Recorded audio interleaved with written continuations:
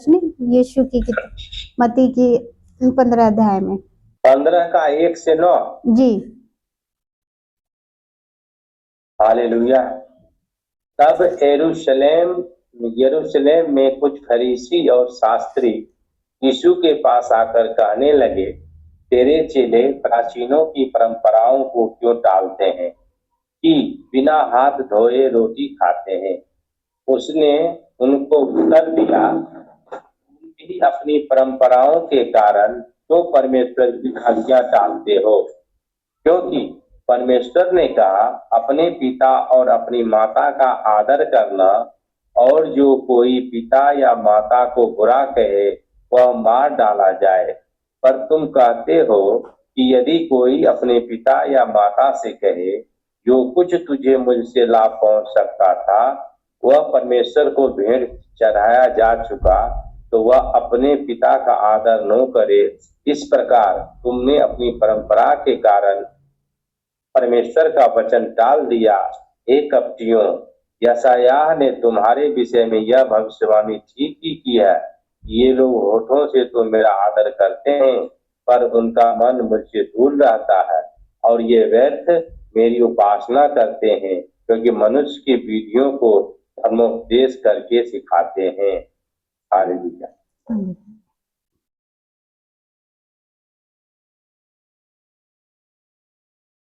परमेश्वर के पास सदुकी फरीसी, जिस तरह के आज के कह लो कि कुछ महंत गुरु महात्मा या जो भी है, उस समय के भी ऐसे ही था। सब कुछ समय वैसा ही चल रहा है। हमें कभी दिमाग में ऐसा नहीं रखना चाहिए कि यीशु मसीह का समय में ऐसा नहीं होगा। सेम समय था, जैसे हम वर्तमान में जी रहे हैं ना, ऐसा ही उनका भी समय था। उनके पास भी विरोध आते थे, उनके पास भी बाबा पंडित और बहुत सारे साधु संत, और जिसको भाषा में अलग अलग बोला जाता है। वहां पे सदुकी और फरीसी बोला जाता था, जो अपने आप को मानते थे कि हम भगवान के भक्त हैं।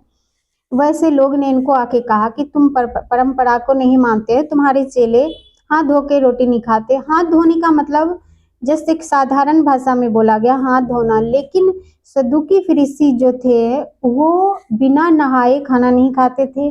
बिना, अगर वो मार्केट भी चले गए ना तो वो आकर घर आके नहाएंगे। वो वॉशरूम भी चले गए तो वो नहाएंगे। वो टॉयलेट भी चले गए तो वो नहाएंगे। अपने आप को, बॉडी को शुद्ध करने का उन्होंने ज्यादा महत्व दे दिया था। मुंह से चाहे जो मर्जी निकलता था उसकी वैल्यू नहीं देते थे, परंपराओं की वैल्यू देते कि ये नहीं छूना, ये नहीं करना, ये दिन है, ये बार है, आज ये नहीं करना, कल ये नहीं करना। परंपराओं को वैल्यू देने लगे, क्योंकि परंपरा लोगों ने बनाया है, अपने रूल के लिए बनाया है।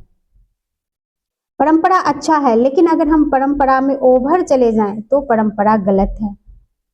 अगर कहा जाता है कि आज का दिन अच्छा नहीं है, ये दिन हमारे लिए अच्छा नहीं है, लेकिन हो सकता आज कोई बच्चे का जन्म हुआ है, किसी के 5 बेटी के बाद किसी के घर में आज बेटा हुआ है, तो उसके लिए दिन अच्छा है कि नहीं। तो हम कैसे कह सकते कि आज का दिन ये अच्छा नहीं, आज का ये बार अच्छा नहीं है ना।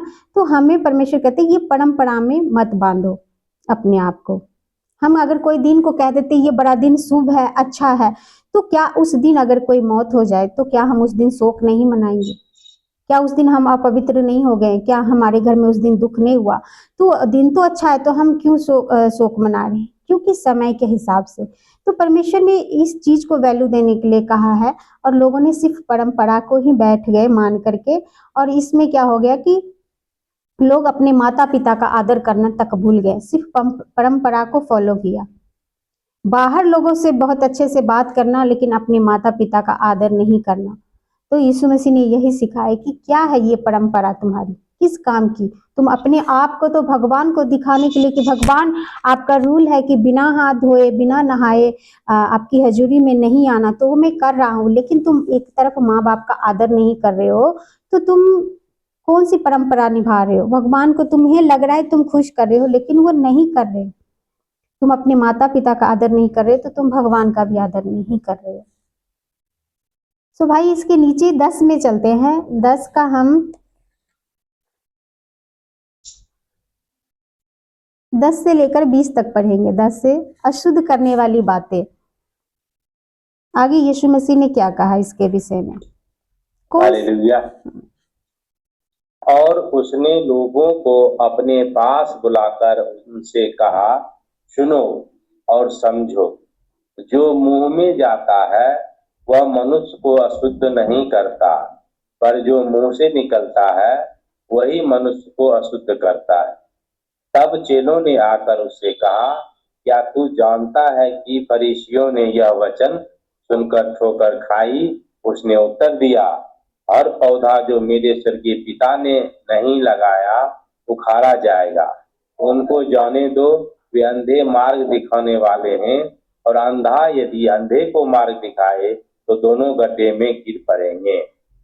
यह सुनकर पतरस ने उससे कहा, यह दृष्टांत हमें समझा दे। उसने कहा, क्या तुम भी अब तक न समझ हो?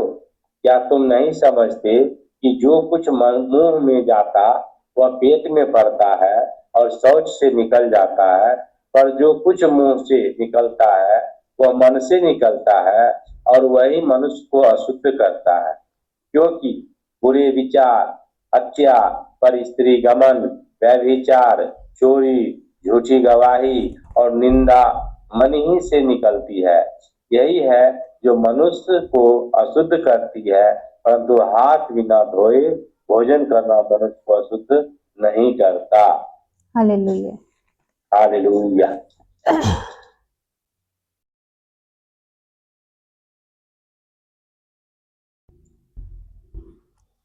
परमेश्वर हमें यहाँ सिखा रहे हैं कि आपको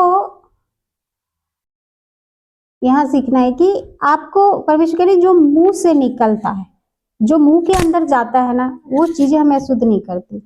हम किसी का फेवर नहीं कर रहे हैं, नॉनवेज या वेजिटेरियन का, हम वो नहीं कह रहे। कहने का मतलब है कि कोई खा रहा है, कोई उसी चीज को बुरा कह रहा है। कोई कह रहा है चिकन खाना बुरा है, कोई कह रहा है नहीं चिकन खाना अच्छा है, क्योंकि कुछ खाने लायक है तभी तो वो खा रहा है, मिट्टी तो नहीं है ना। हम फेवर नहीं कर रहे कि खाना चाहिए, हम ये भी नहीं कह रहे नहीं खाना चाहिए, है ना, लेकिन जस्ट उसका टेस्ट है, उसको अच्छा लग रहा है, जिसको अच्छा लग रहा है उसको वो खा रहा है, और जिसको अच्छा नहीं लग रहा है उसको बहुत बुरा भला बोल रहा है कि ये क्या है, ये हत्या है या बुरी चीजें है, ये जीव है या नहीं खाना चाहिए, है ना। तो परमेश्वर कह रहे कि इस पे क्यों बहस करते हो, इस पे क्यों पखंड करते हो? वो मनुष्य को अशुद्ध नहीं कर सकता है। लोग जो बोल रहे हैं ना कि इसको खाने से हम अपवित्र हो जाएंगे, ये पाप है, तो परमेश्वर यहाँ हमें सिखाते हैं कि तुमने उसको खाया, वो निकल गया, तुम्हारे शरीर में नहीं रहा, लेकिन तुम याद करो कि आप हम सब याद करेंगे कि हमने कब क्या खाया याद नहीं, लास्ट बार कब खाया कुछ भी याद नहीं। अगर एक हफ्ता पहले पूछा जाए कि आपने क्या खाया था, आपको नहीं याद आएगा। मुझे नहीं लगता किसी को याद आएगा। याद आएगा आपको कौन सी सब्जी खाई थी? नहीं याद आएगा। एग्जैक्ट याद आएगा? नहीं आएगा। लेकिन एक हफ्ता पहले अगर आपसे किसी से आपका झगड़ा हुआ और आपको उसने भला बुरा बोला है, वो आपको याद आएगा? वो आपको याद आ जाएगा, वो याद आ जाएगा। आप करने की कोशिश करोगे, वो आपको आ जाएगा याद कि फलाने ने मुझे फलाने डेट पे ये बोला था।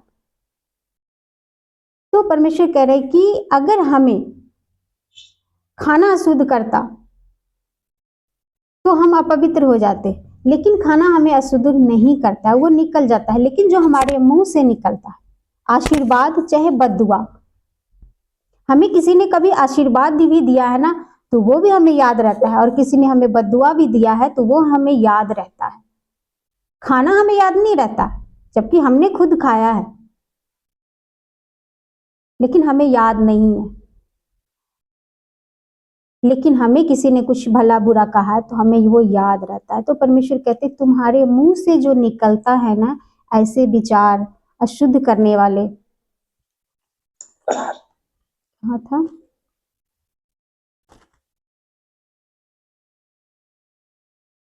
बुरे विचार, अगर हम किसी के लिए बुरा विचार कर रहे हैं तो परमेश्वर कहते ये तुम्हें अशुद्ध करेगा। अगर हम किसी की हत्या की प्लानिंग कर रहे हैं, है ना, जरूरी नहीं कि वही हत्या हुआ जो किसी को जान से मार दिया जाए। अगर हम जीते जी किसी को ऐसा कुछ बोल जाते हैं जिसको सारी उम्र उसको चुभता रहता है, सारी उम्र उसको दर्द देता रहता है, वो भी एक हत्या ही हुआ।